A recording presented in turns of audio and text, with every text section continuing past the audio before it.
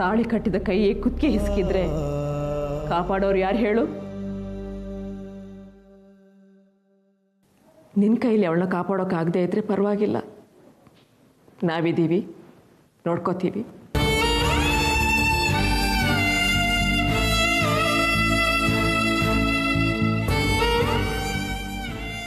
ಇನ್ಮೇಲೆ ಕಲ್ಪನಾ ಜೀವಕ್ಕೆ ನಿನ್ನಿಂದ ಯಾವ ಅಪಾಯನೂ ಆಗಬಾರ್ದು.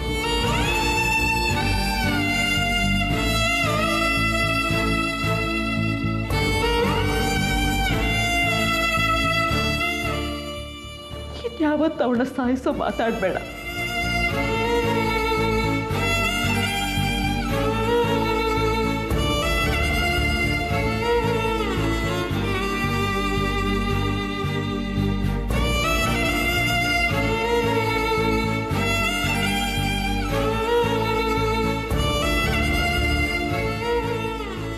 ಅಮ್ಮ ಏನೇನೋ ಮಾತಾಡಿದ್ರು, ಏನೇನೋ ಹೇಳಿದ್ರು.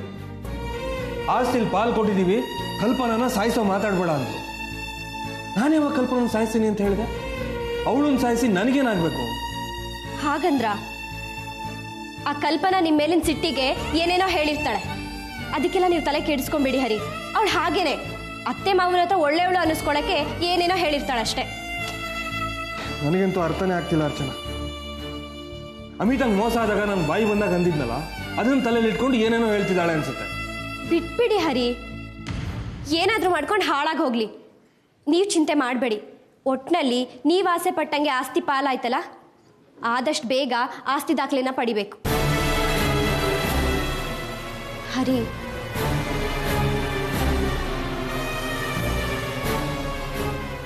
ಹರಿ, ನಿಮ್ಗೊಂದು ಮಾತು ಹೇಳಬೇಕು. ನನಗೂ ನಾನೇನೋ ತಪ್ಪು ಮಾಡಿದ್ನೇನೋ ಅನ್ನಿಸ್ತಾ ಇದೆ. ನೀನೇನು ತಪ್ಪು ಮಾಡಿದೆ? ಅತ್ತೆ ಮಾವನ ಮುಂದೆ ನಾನು ಹಾಗೆಲ್ಲ ಮಾತಾಡಿದ್ದು ಸರಿನಾ? ನೀನೇನು ಮಾತಾಡಿದೆ? 4 ಭಾಗ ಯಾಕೆ ಅಂತ ಕೇಳಿದ್ದಕ್ಕೆ ತಾನೆ ಅತ್ತೆಗೆ ಸಿಟ್ಟು ಬಂದಿದ್ದು.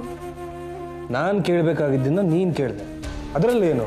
ಅಷ್ಟು ಮಾತ್ರ ಅಲ್ಲ, ಮುಂದೆ ಅವ್ರ ಆಸ್ತಿ ಯಾರಿಗೆ ಸೇರುತ್ತೆ ಅಂತ ಕೇಳಿದ್ನಲ್ಲ,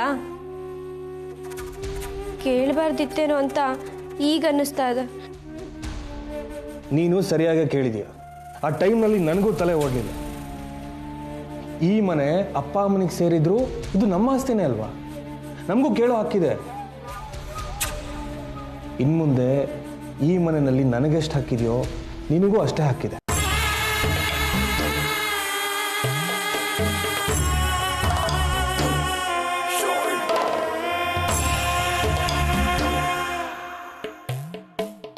ಥ್ಯಾಂಕ್ಸ್ ಹರಿ. ನನಗೆ ಒಂಥರ ಅಳುಕ್ ಶುರುವಾಗಿತ್ತು. ಮನೆ ಭಾಗ ಆಗಬಾರ್ದು ಅಂತ ಹೇಳ್ದಳು ನಾನೇ.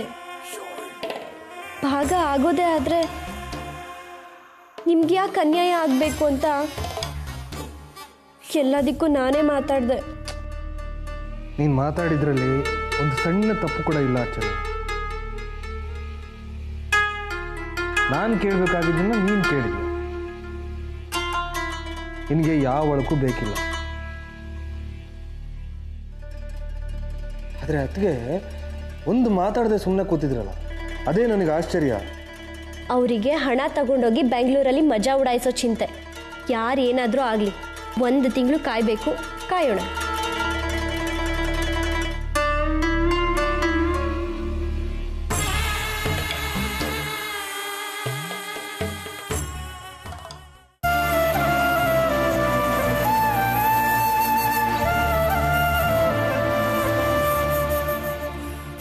ಏನು ಯೋಚನೆ ಮಾಡ್ತಿದ್ದೀರಾ? ಅದೇನಾಗುತ್ತೋ ಆಗಲಿ ಬಿಡಿ. ಏನೋ ಯೋಚನೆ ಮಾಡ್ತಿಲ್ಲ. ನನಗೊಂದು ಅರ್ಥ ಆಗ್ತಿಲ್ಲ.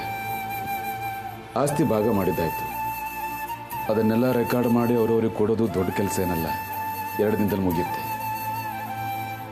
1 ತಿಂಗಳ ಬೇಕು ಅಂತ ನೀನು ಯಾಕೆ ಟೈಮ್ ತಗೊಂಡೆ? ನನಗೇನ್ರಿ ಗೊತ್ತು? ನಿಮ್ಮ ಸೊಸೆ ಹೇಳಿದ ಹಾಗೆ ಮಾಡಿದ್ದೀನಿ. ಆ ಕಲ್ಪನೆಗೆ ಏನು ಗೊತ್ತು? ಕಲ್ಪನಾ ಅಲ್ಲ ರೀ, ಚಿತ್ರ. ಚಿತ್ರನ ಹರಿಗಿಂತ ಆಸ್ತಿ ಅರ್ಜೆಂಟಾಗಿ ಬೇಕಾಗಿದ್ದಿದ್ದೆ ಅವಳಿಗೆ. ಇಲ್ಲ ರೀ, ಇವತ್ತು ಬೆಳಿಗ್ಗೆ ನನ್ನ ಹತ್ರನೇ ಆಸ್ತಿ ಬೇಕಾಗಿಲ್ಲ ಅಂದ್ಲು. ಚಿತ್ರ ಆಸ್ತಿ ಬೇಡ ಅಂದ್ಲ? ಓಹೋ, 6 ಕೋಟಿ ಗಂಟು ಬೇಕಂತ. ಅದೇನೋ ಹೇಳಲಿಲ್ಲ. ಈ ಮನೆ ಉಳಿಬೇಕು, ಆಸ್ತಿ ಪಾಲಾಗಬಾರ್ದು ಅಂದ್ಲು. ಏನ್ ನಡೀತದೆ ಮನೆಯಲ್ಲಿ? ನನಗೇನು ಗೊತ್ತಿಲ್ಲ. ಇವತ್ತು ಏನೇ ಮಾತುಕತೆ ಆದ್ರೂ 1 ತಿಂಗಳು ಟೈಮ್ ತಗೊಳ್ಳಿ ಅಂತ ಅವಳೇ ಹೇಳಿದ್ದು.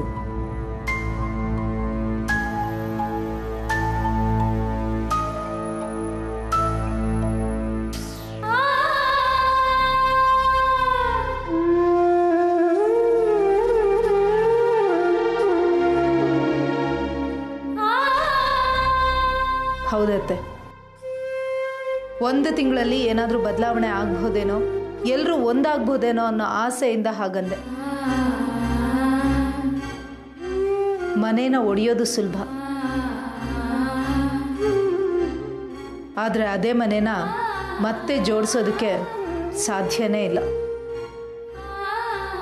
ಹೌದ್ರಿ, ಈ ಮನೆ ಉಳಿಬೇಕನ್ನೋ ಆಸೆಯಿಂದ ನನ್ನ ಸಂಕಟನ ಚಿತ್ರ ಮುಂದೆ ಹೇಳ್ಕೊಂಡೆ. ಆಸೆ ಪಟ್ಟಿದ್ದೆಲ್ಲ ಆಗುತ್ತೆ ಅಂತ ತಿಳ್ಕೊಬೇಡ ರುಕ್ಮಿಣಿ.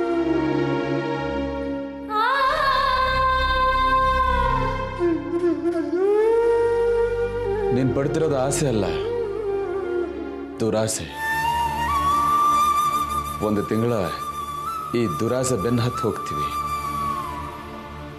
ಆದ್ರೆ ಸಿಗೋದು ಬರೀ ನಿರಾಸೆ ಮಾತ್ರ. ಇಲ್ಲ ಅತ್ತೆ, ಎಲ್ರ ಮನ ಒಲಿಸ್ತೀನಿ, ಖಂಡಿತ ಈ ಮನೆ ಉಳಿಸ್ತೀನಿ. ನನ್ನ ಬಗ್ಗೆ ನನಗೆ ನಂಬಿಕೆ ಇದೆ.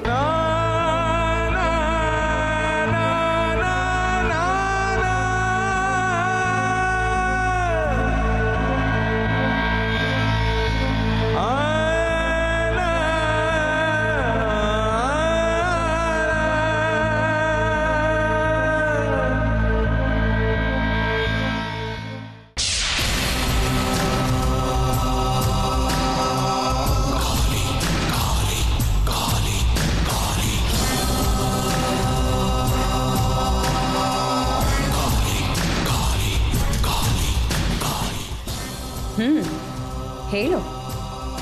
ಏನ್ ಹೇಳಿ ಅಮ್ಮಾಜಿ, ನಂಗಂತೂ ಬಾಯಿಂದ ಮಾತೇ ಹೊರಡ್ತಾ ಇಲ್ಲ. ನಿಮ್ಮಷ್ಟು ಶಕ್ತಿ ಇರೋನ ಈ ಪ್ರಪಂಚದಲ್ಲೇ ನೋಡಿಲ್ಲ. ಏನ್ ನಡೀತಿದೆ ಆ ಮನೆಯಲ್ಲಿ? ನೀವು ಹೇಳಿದ ಪ್ರಕಾರನೇ ನಡೀತಾ ಇದೆ ಅಮ್ಮಾಜಿ. ನೀವಿಲ್ದೇ ಇದ್ದಿದ್ರೆ ನಾನು ಹರಿ ಜೀವನ ಪೂರ್ತಿ ಆ ಧರ್ಮಯ್ಯನ ಹಂಗನಲ್ಲೇ ಬದುಕಬೇಕಾಗಿತ್ತು. ಆ ಧರ್ಮಯ್ಯ ನಮ್ಮ ಹತ್ರನೇ ಬೇಡೋ ಸ್ಥಿತಿ ಬಂದರೂ ಬರ್ಬೋದು, ಹಾಗಾಗಿದೆ. ಅಮ್ಮಾಜಿ, ನನ್ನ ಪಾಲಿಗೆ ದೇವ್ರು ನೀವೇ.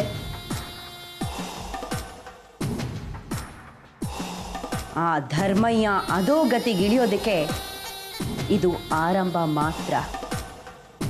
ಶುರುವಾಗಿದೆ ಅವನ ಅವನತಿ. ಇನ್ನು ಏನೇನು ಅನುಭವಿಸ್ತಾನೆ ನೋಡ್ತಾ ಇರು. ಅಮ್ಮಾಜಿ, ಒಂದು ಮಾತು, ಧರ್ಮಯ್ಯನಿಗೂ ನಿನಗೂ ಹಿಂದೆ ಏನಾದರೂ ದ್ವೇಷ ಇತ್ತಾ?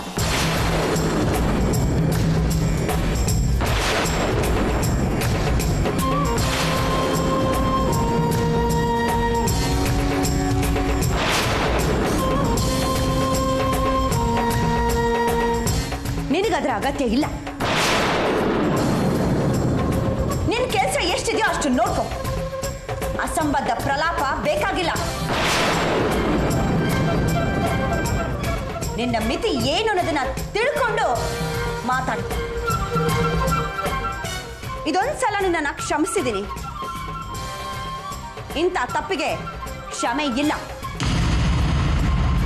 ನಿನ್ನನ್ನು ನಾಶ ಮಾಡಬೇಕಾಗತ್ತೆ. ಹುಷಾರ್.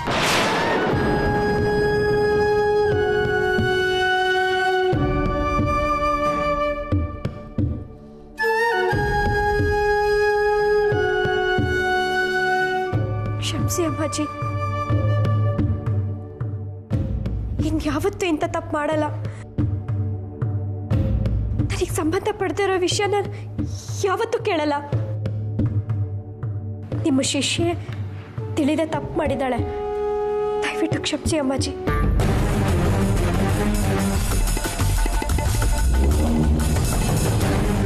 ಸರಿ.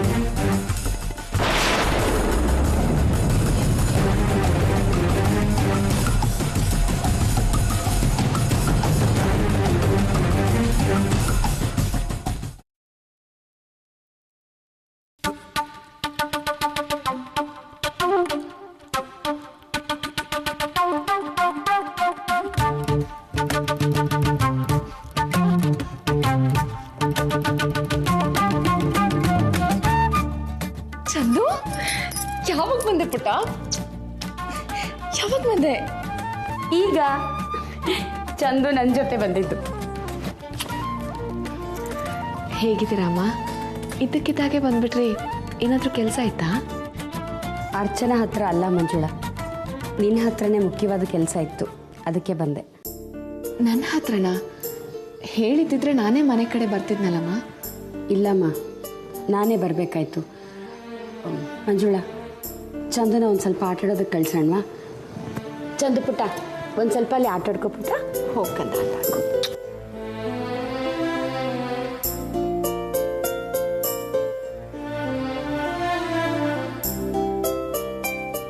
ಮಗುನ ನಿನ್ನ ಹತ್ರ ಬಿಟ್ಟು ಹೋಗೋಣ ಅಂತ ಬಂದೆ. ಇನ್ನು ಮೇಲೆ ನಿನ್ನ ಮಗು ನಿನ್ನ ಜೊತೆನೇ ಇರಲಿ. ಯಾಕಮ್ಮ?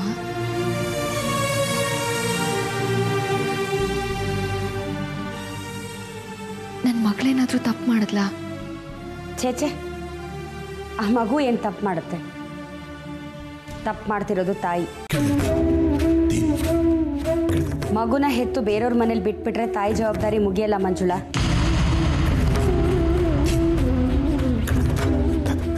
ತಾಯಿಗೆ ತುಂಬ ಜವಾಬ್ದಾರಿಗಳಿರುತ್ತೆ. ಅದನ್ನೆಲ್ಲ ಮರ್ತು ಬಿಟ್ರೆ?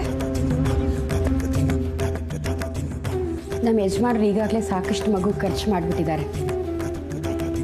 ಇನ್ನು ನಮ್ಮ ಕೈಲಿ ಖರ್ಚು ಮಾಡೋಕ್ಕಾಗಲ್ಲಮ್ಮ.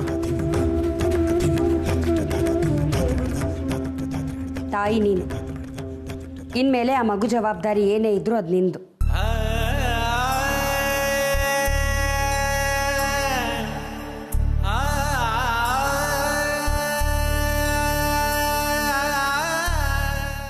ಅಳಬೇಡ ಮಂಜುಳಾ. ನಾನಿಷ್ಟು ಕಟುವಾಗಿ ಮಾತಾಡಿದ್ದು ನಿನಗೆ ನೋವು ಕೊಡೋಕ್ಕಲ್ಲ. ಅದು ಅಲ್ಲದೆ ನಿನ್ನ ಮಗಳು ನನಗೆ ಭಾರನ ಹೇಳು.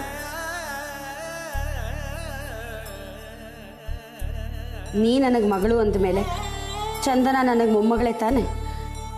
ಮತ್ತೆ ನಿಮ್ಮ ಬಾಯಲ್ಲಿ ಅಂತ ಮಾತೆಲ್ಲ ಯಾಕಮ್ಮ? ಎಷ್ಟು ದೊಡ್ಡ ಮನಸ್ಸು ನಿಮ್ಮದು. ನಿಮ್ಮಿಂದ ಅಂತ ಮಾತು ಬಂದಾಗ ನನ್ನ ಕರಳೆ ಕಿತ್ತು ಬಂದಾಗಾಯ್ತು. ನಾನು ಆ ರೀತಿ ಮಾತಾಡೋದಕ್ಕೆ ಕಾರಣ ತಾಯಿಯಾಗಿ ನಿನ್ನ ಜವಾಬ್ದಾರಿ ಏನು ಅದನ್ನ ನೆನಪು ಮಾಡಬೇಕಾಗಿತ್ತು. ನನ್ನ ಜವಾಬ್ದಾರಿನಾ? ನೋಡು ಮಂಜುಳಾ, ನೀನು ಇವತ್ತಿನ ಪರಿಸ್ಥಿತಿ ಬಗ್ಗೆ ಯೋಚನೆ ಮಾಡ್ತಾ ಇದೆಯಾ? ನಾಳಿನ ಬಗ್ಗೆ ಚಿಂತೆ ಇಲ್ಲ.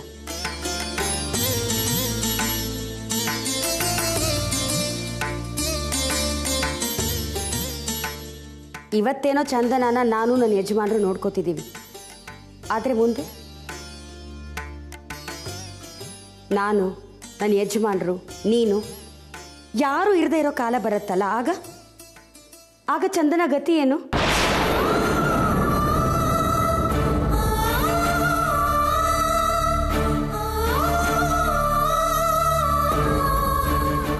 ನನ್ನ ಅಣ್ಣ ಧರ್ಮಯ್ಯ ಆಸ್ತಿ ಪಾಲ್ ಮಾಡಿದ್ದಾನೆ ಅಂತ ಗೊತ್ತಾಯ್ತು. ಚಂದನ ಅವನ ಮಗಳು ಅಂತ ನೀನು ಹೇಳ್ತಿದ್ಯಾ. ಚಂದನ ಅವನ ಮಗಳೇ ಆಗಿದ್ರೆ ಅವನ ಆಸ್ತಿಲಿ ಅವಳಿಗೂ ಪಾಲಿದೆಯಲ್ವಾ? ಅದ್ರ ಬಗ್ಗೆ ನೀನು ಯಾಕೆ ಯೋಚನೆ ಮಾಡ್ತಿಲ್ಲ?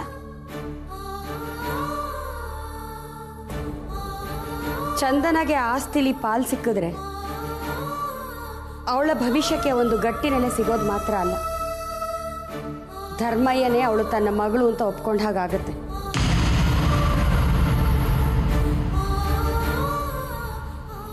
ಮುಂದೆ ಚಂದನ ಭವಿಷ್ಯದಲ್ಲಿ ಅಪ್ಪ ಯಾರೋ ಅನ್ನೋ ಕೊಂಕು ಮಾತು ಬರೋದಾದ್ರೂ ತಪ್ಪುತ್ತೆ.